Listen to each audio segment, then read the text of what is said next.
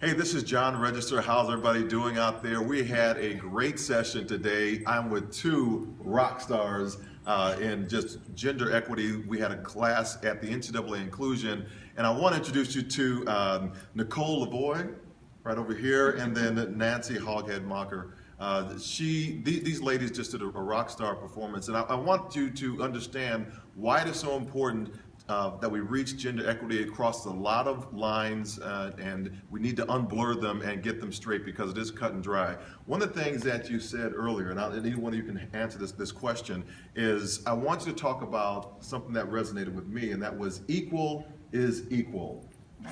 Right. So Title IX has been around since 1972, and since then we have a good statute, we have good regulations that interpret that statute by the Department of Education, and we have really good case law that have come up with hundreds of lawsuits. And they all basically say the same thing, which is that no matter how you slice it, a 10-year-old should be able to walk into your department and tell that what the boys have and what the girls have, that those two athletic programs are equal. Understand. And so the other thing, after we talked about equal is equal, was these false narratives that often pop up. Can you speak to that a little bit, Nicole? Yeah, there are many false narratives around girls and women in sport, whether it's about the lack of women in positions of leadership, women don't apply, women don't want to move, women value their family over careers. It could be in media.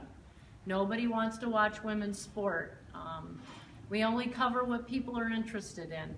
And so when people in society take up these false narratives uncritically and they don't question them, then it becomes taken as truth. And my job as a researcher is to give the data to say either they're true or they're not true, but a lot of people just don't question these false narratives that disadvantage girls and women in sport. Yeah, and it seems like there are a lot of parallels with that when it comes to minority coaches and the minority argument as well. Also, this coming out of some of civil rights era issues. Can you speak, any one of you, to that? And are there, in particular, any, I guess, alliances or strategies that the two groups parallel each other with? Well, what we know from the data is that particularly athletics at higher ed, which is a very elite level, it's getting whiter and more male for both coaching and administrative positions, not the athletes, but for everybody else.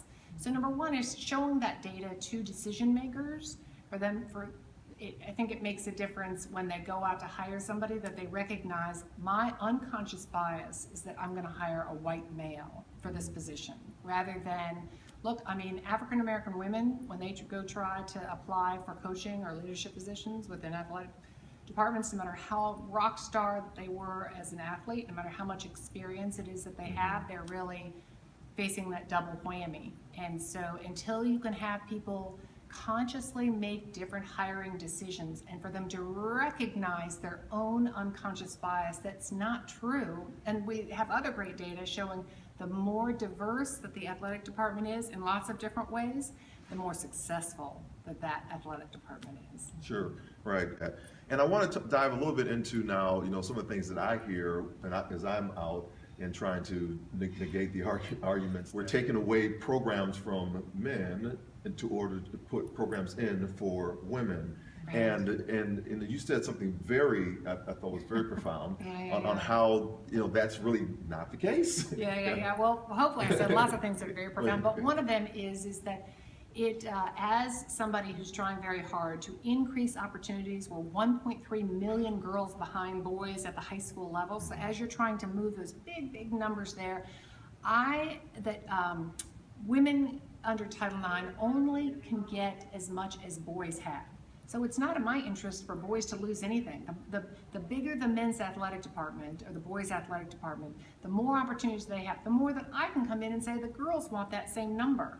So I say most athletic departments could literally double in size, that they are, you could add a lot more different kinds of sports that would be not just be for these great big guys that look like you, but also, right, different body types and different skill sets, and right, to be able to have more people get this kind of an educational opportunity. These are rare, rationed opportunities. Yes.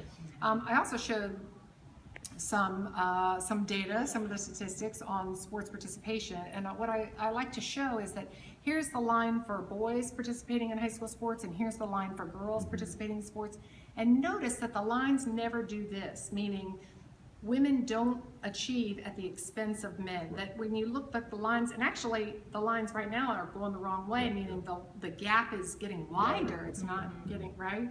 But so the false narrative is that women's sports takes away from men's sports, and you look at the data, and that's just in the 43-year history of Title IX. That is not true. That as women do better, men do even better. Right, and thank you. That's a great explanation. And you did have a lot of other stuff that you said that was profound. I just pulled that one piece out today, Nance. So I want to leave, what are the advocacy things that we can do as the general public out there watching a program like this? I like the hashtag, and so from the Tucker research, I want you to just kind of share how we can be more engaged. Well, this has to do with squelching the false narrative around nobody's interested in women's sports. What you can do is when you're at a women's sporting event and the stands are full and there are people there, people are interested and they're present, take a picture, tweet it with the hashtag here's proof, because that provides visible proof and data that yes, people are interested in women's sport, and it's precisely interested in a complete media vacuum that rarely covers women's sport. So that's just one tiny way that we can show the media that there are people in the stands and there are fans of women's sport. And I wish I would have had that hashtag when I was at the NCAA Final Four with my daughter. We go every year, and we have actually got on the Jumbotron because I was doing some hashtag tweets, and we took a picture of ourselves. They put us up on the Jumbotron. It was awesome. But we go every year, and it's just amazing. And you're my market. I mean, the men with daughters are the ones that they fund women's sports. They go to women's sports, and actually, some of your great research. I funded a lot of women's sport because my wallet was empty by the time I got back. But your research about how sex sells sex, but it doesn't sell women's sports, and it's the dads with daughters. Men with daughters don't want to see women's sport marketed and I'm pretty, I'm sexy, I'm feminine. Right. You don't want to see your daughter marketed as an athlete.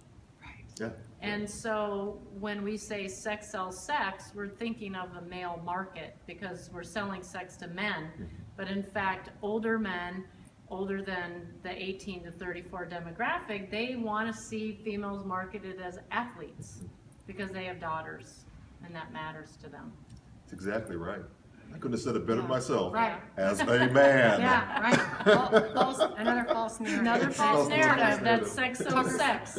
Right. Sex does not sell women's sports. So Nancy and Nicole have been such an inspiration, and we say to you, you go forth and inspire your world.